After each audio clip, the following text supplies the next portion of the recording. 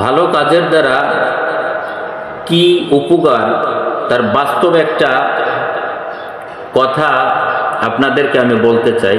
সেটা হলো, আপনারা সবাই এই ওয়াজটি বিভিন্ন আলেম ওলামাদের মুখ থেকে শুনেছেন।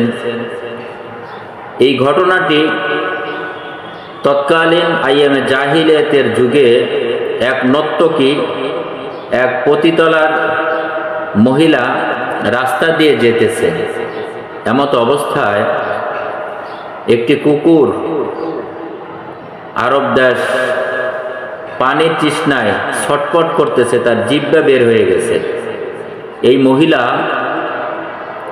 তখন এই কুকুরটাকে তার গায়ের ওড়না দিয়ে, কোনো কোনো বর্ণনায় আসছে জুতো দিয়ে কূপের থেকে পানি তুলে এরপরে এই কুকুরের মুখে পানি দেওয়ার পরে এই কুকুরটা তখন সুস্থ হয়। আল্লাহ রাব্বুল আলামিন এই নর্তকীর এই আমলটুকু কবুল করে নিয়েছেন। অপরদিকে দেখেন,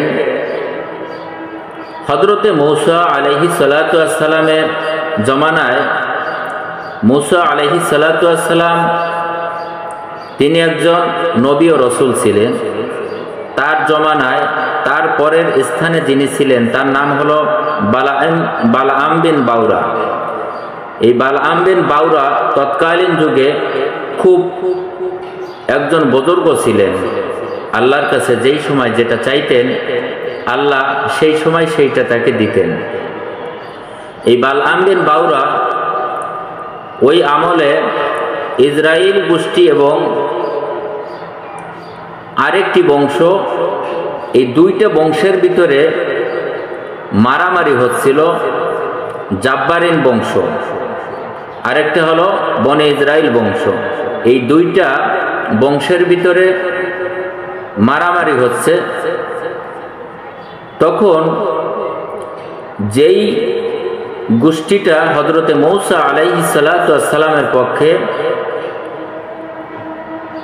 অন্য পক্ষওয়ালারা এই বালআম বিন বাউরাকে এসে বলল, তুমি মূসা আলাইহিস সালাতু ওয়াস সালামের বিপক্ষে দোয়া করো, কেননা আল্লাহ তোমার দোয়া কবুল করেন। যাই হোক, এ জায়গায় অনেক বড় ঘটনা, এদিকে যাব না। তিনাকে রাজি করতে পারেননি। এক পর্যায়ে তার স্ত্রীকে ছলে বলে কলে কৌশলে রাজি করিয়ে এরপরে এই বালআম বিন বাউরাকে রাজি করেছেন।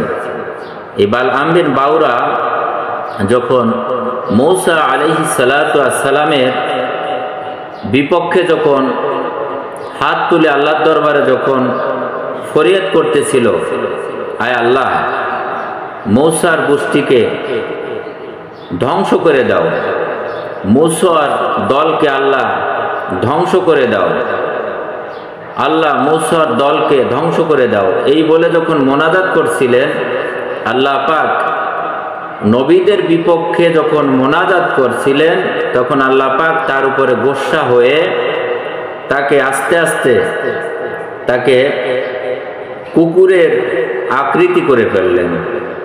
বালআম বিন বাউরা তখন কুকুরে পরিণত হলেন। তাফসীরের ভিতর আসছে, এই বালআম বিন বাউরা ওই যে নর্তকী যে কুকুরটাকে পানির তৃষ্ণায় তাকে পানি পান করিয়েছিল, ওই কুকুরের সুরত ধরে বালআম বিন বাউরা জাহান্নামে যাবেন, আর ওই কুকুরটা এই বালআম বিন বাউরার সুরত ধরে জান্নাতে যাবেন। আসুন আমরা ভালো কাজ করি, আমাদের জীবনে নেক আমল দিয়ে ভরপুর করে তুলি এবং মন্দ কাজ থেকে আমরা বিরত থাকি।